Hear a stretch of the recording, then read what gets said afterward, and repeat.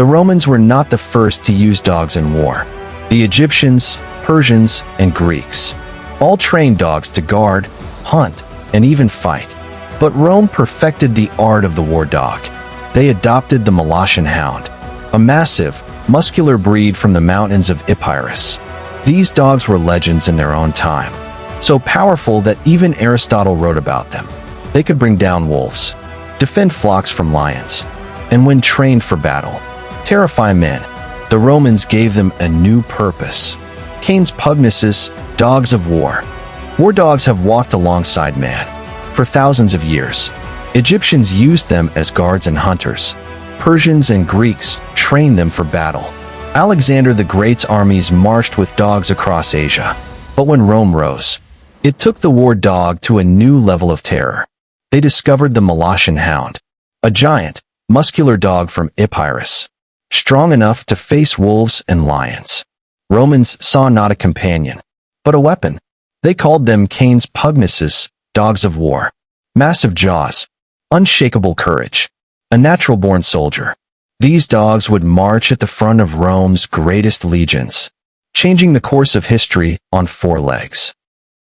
Training began when the pups were just weeks old. They were exposed to clashing swords, war horns, and battle cries. They were taught to charge, bite, and hold without fear. Some were trained to attack horses, dragging enemy riders down. By adulthood, a Roman war dog was more than an animal. It was a living weapon. But the bond between soldier and dog was what made them unstoppable. Legionaries shared food with them. They slept side by side on long marches. To many soldiers, these dogs were not tools. They were brothers in arms. Ancient letters speak of dogs who refused to leave the bodies of their fallen masters.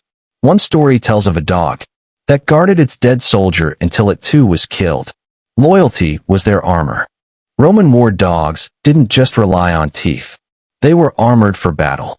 Spiked iron collars tore through anything in their path. Leather harnesses and bronze chest plates for protection.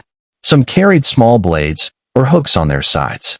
Others, in rare cases, ran with burning torches or pitch pots to scatter and terrify enemies. Picture the scene.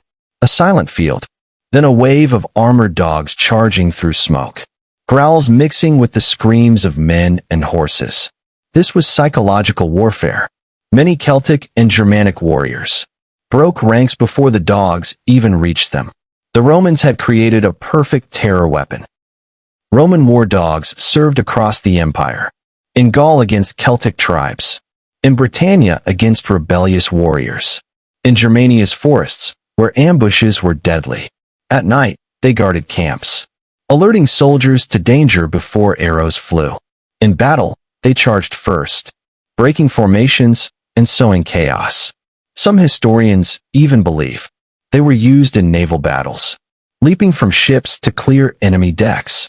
To the enemies of Rome, the sight of these dogs meant only fear and death. Not all war dogs died in battle. Some faced a crueler fate.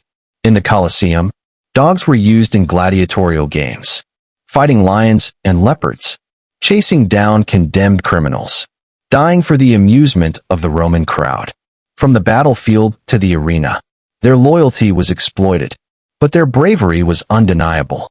As Rome's empire declined, the use of war dogs slowly faded, but their spirit survived. Medieval knights used war hounds in Europe. Today, military K9 units echo the same courage. Every search and rescue dog, every police K9, carries the legacy of loyalty and protection. The echoes of Rome's war dogs still run through our history. They had no swords, no shields, only teeth, muscle, and unshakable loyalty.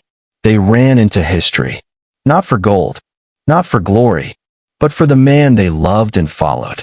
The Roman war dog, Rome's fiercest weapon, and history's most loyal soldier.